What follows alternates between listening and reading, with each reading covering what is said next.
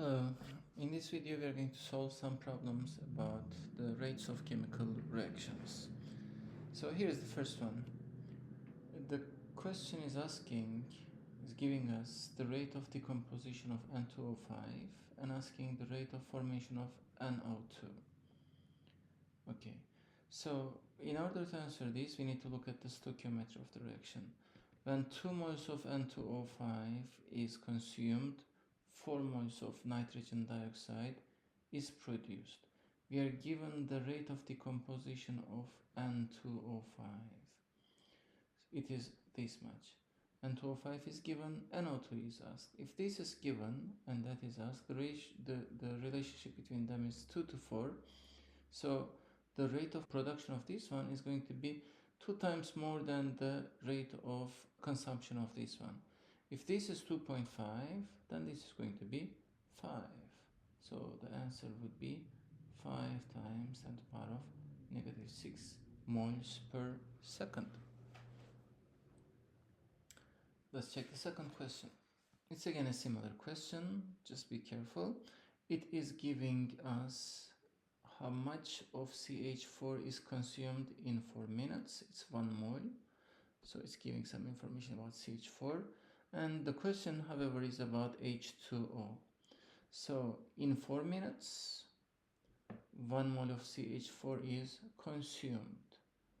Then if 1 mole of CH4 is consumed, we would be getting 2 moles of water in that time. So we are getting 2 moles of H2O because the ratio between them is 1 to 2, as you see. If we consumed 1 mole of CH4, it means we consumed 2 moles of water. In how much time? In 4 minutes. So the rate is equal to the change in the amount of substance divided by time interval. So it is 5 minutes. So for 2 moles in 4 minutes, so it's gonna be B then, 0.5. Let's check the next one. Okay, so this question is asking about which one of the following explains why collision 1 is successful, collision 2 is not successful.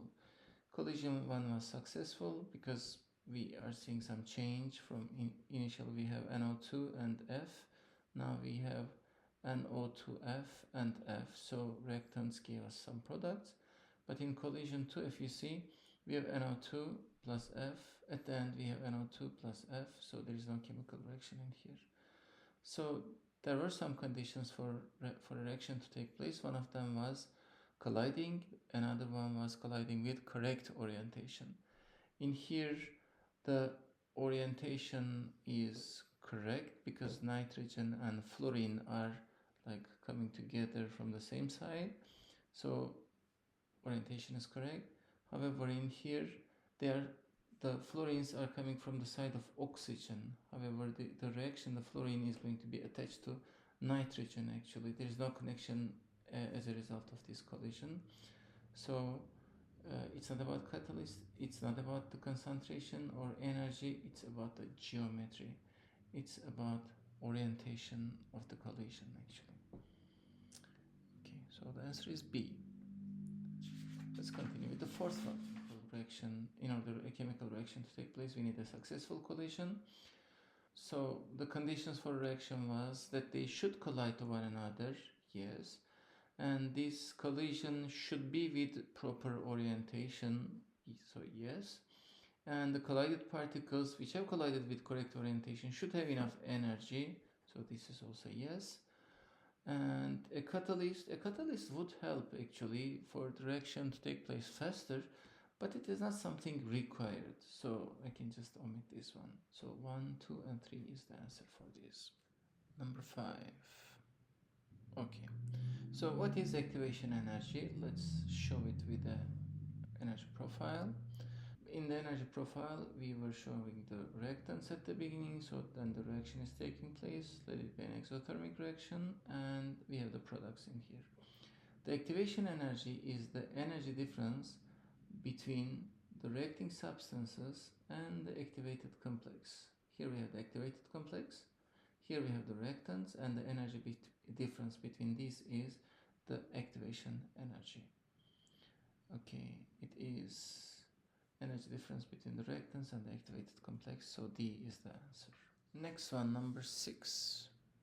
Okay, we are given a energy profile, and the question might be about the reverse reaction, so from here to back here, or about the forward direction from here to here.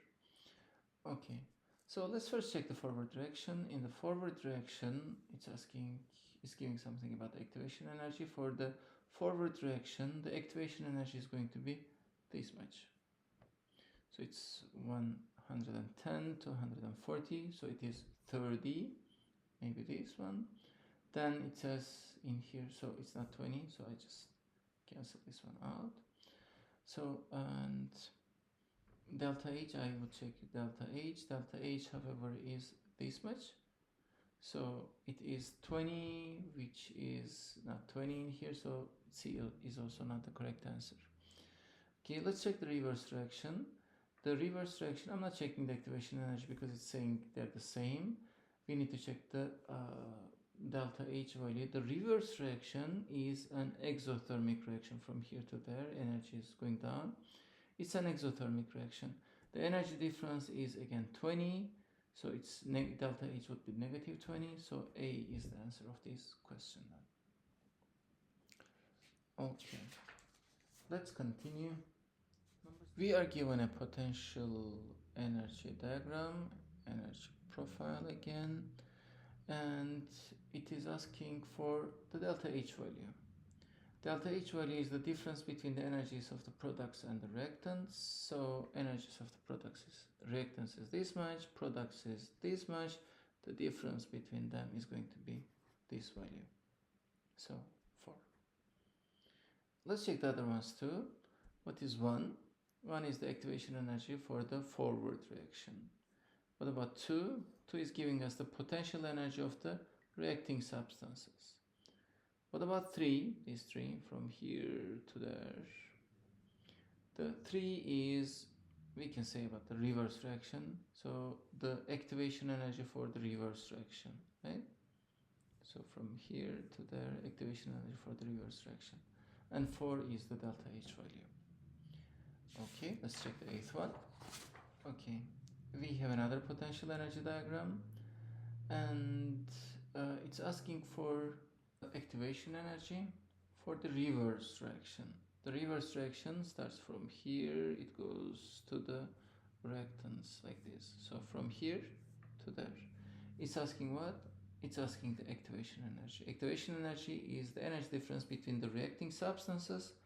Since we are thinking about the reverse reaction, now my reactants are like this. And the activation energy is the energy difference between the reactants and the activated complex. This is my activated complex here. Its energy is this much, and the difference between their energies is this distance. So the answer for 8th is C. What about the first one? Again, it's the energy of the reacting substances. 2 is the delta H value, energy difference between the reactants and products. 4 is the energy of the activated complex. Okay, let's proceed. Okay. So we have another potential energy diagram, and first we need to check if it is exothermic or endothermic. Reactants energy, energy of the products. Obviously products have less energy, so energy is given out, so it's either exothermic or endothermic. We cross this one and that one. Okay, and 1 step, 2 step, we can understand it from the number of hills. I have one of the elementary steps in here and another elementary step in here. So 2 hills are representing 2 steps actually. So exothermic reaction involving 2 steps is the answer. B is the answer. Okay. Next question. So there were 4 factors which were affecting the rate of a chemical reaction. One of them was the surface area, The second one was the concentration, temperature was another one, and the use of a catalyst. So the question has nothing to do with the catalyst. About the surface area, if you have higher surface area, smaller pieces, then the rate is faster. If you have higher concentration, rate is faster.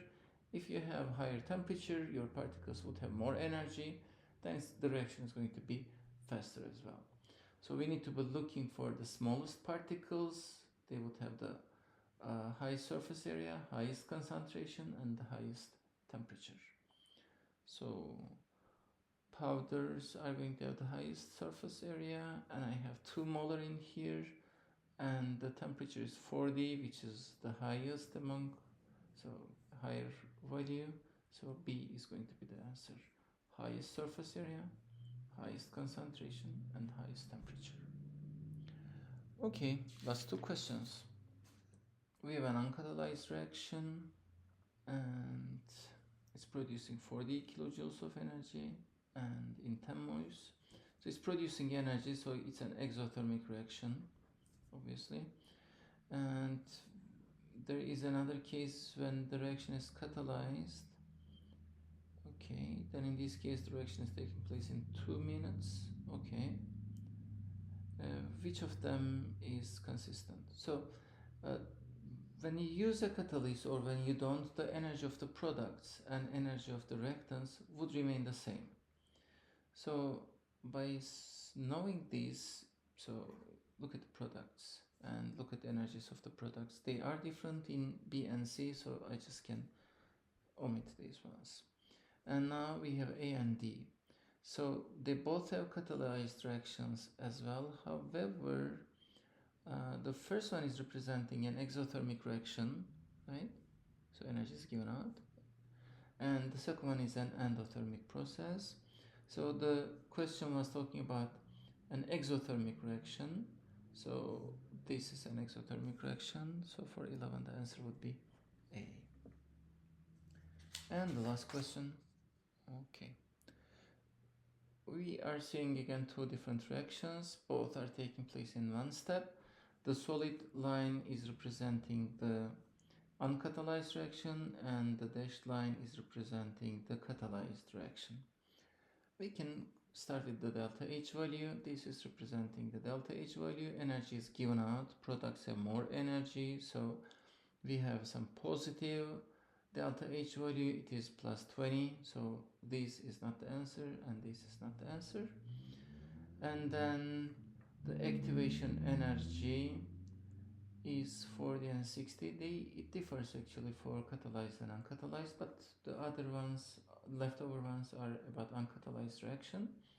So the solid line, for the solid line, it's this one. Okay, the activation energy would be this much, right? So the difference is from 80 to 20, the difference is 60. So 60 is the activation energy, so we can say that the answer is D. So that's all for this video. Have a good one.